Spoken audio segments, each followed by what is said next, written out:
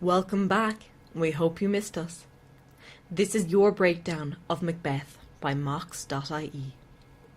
Act 2. Scene 1 opens with Banquo and his son Fleance walking in the torchlit hall of Macbeth's inner court at Glamis. Banquo seems troubled by the witch's prophecy. Macbeth enters and Banquo tells him that the king is asleep and mentions that he had a dream about the witches. Macbeth claims he hasn't given the witches a second thought. Sure, Macbeth, sure. But promises to talk with Banquo about it later in order to get him to leave the hall.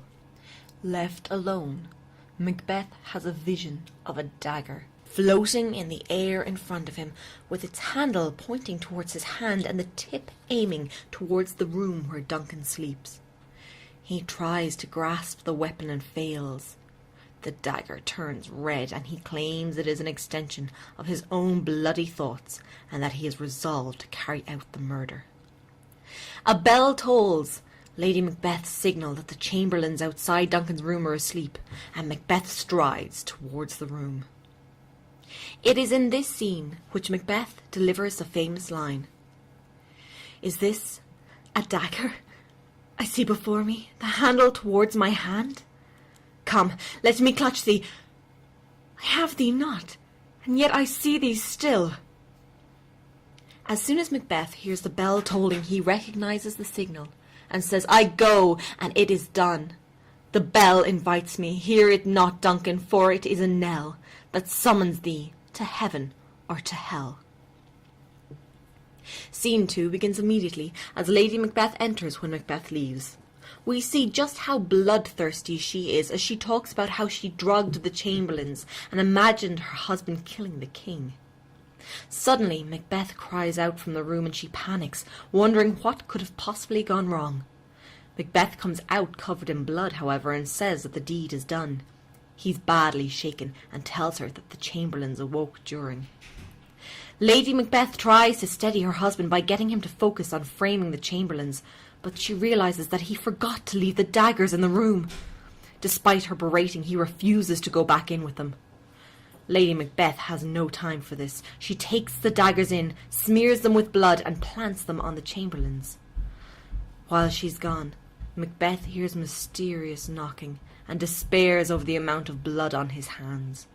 The knocking starts again when Lady Macbeth enters and she begins dragging her husband away, saying that there is someone at the door and it would look suspicious if they were caught standing there. This scene contains some fantastic quotes which vividly show us the mindset of each character. When she emerges, Lady Macbeth scoffs the chamberlains, saying, "That hat which made them drunk hath made me bold. What hath quenched them hath given me fire." It's clear she is thriving on the tension and subterfuge. When he emerges, however, Macbeth is shaken, repeatedly asking, "But wherefore could I not pronounce amen? I had most need of blessing, and amen stuck in my throat," referring to when the chamberlains awoke, began to pray, and he found he could not answer them. Lady Macbeth leaves him alone to finish the deed, and he stares horrified at his bloody hands, asking, "Will all great Neptune's ocean wash this blood clean from my hand? No, this my hand will rather the multitudinous seas in Carnadine, making the green one red." Finally, with a heartbreaking cry as they leave the scene, he reveals his regret as he cries, "Wake, Duncan, with thy knocking, I would thou couldst." As the two disappear, we enter scene 3, a comedic interlude involving a drunken porter coming to open the great doors to let in whoever is knocking.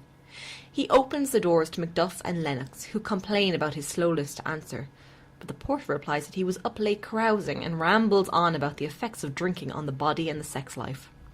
Macbeth then enters, something to be quite grateful for depending on your sense of humour, and Macduff asks him if the king is awake, as he was meant to meet with King Duncan early that morning.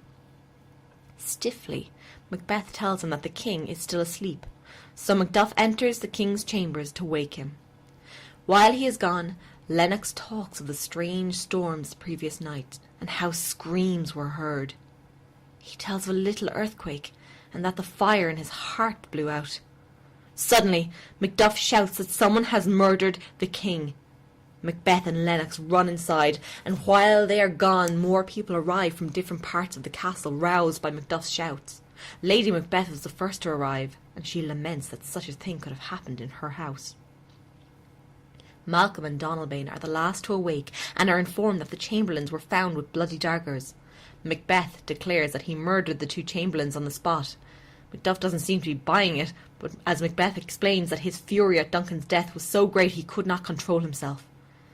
How convenient, Macbeth. He then begins to describe the dead body in a distasteful and suspicious amount of detail. Lady Macbeth suddenly faints, out of the stress of the situation or in an attempt to draw attention away from her husband. Aside, Malcolm and Donalbain whisper to each other and agree that someone organised the murder the chamberlains carried out. Duncan's sons resolve to flee the court, Malcolm to England and Donalbain to Ireland, making it more difficult to murder them both. After all that, let's quickly look at some of the important quotes in this scene. Macbeth acts very guilty here, and he doesn't help matters by going into unnecessary detail in describing the murder when he says, "Here lay Duncan, his silver skin laced with his golden blood, his gashed stabs looked like a breach in nature." Donalbain is perfectly correct when he tells his brother Malcolm that "there's daggers in men's smiles." After such a tense, claustrophobic scene, it's a relief that scene 4 takes place outside the castle, as Ross, a thane, walks with an old man. They both discuss how unnatural an act a king's murder is, and how nature has gone haywire as a result. Macduff emerges from the castle to announce that Macbeth has been made king by the other lords. Suspicion for the king's murder rests on the two princes, Donalbain and Malcolm, because of how quickly they fled the scene. Everything seems to be looking up for Macbeth. Or is it? Join us next time.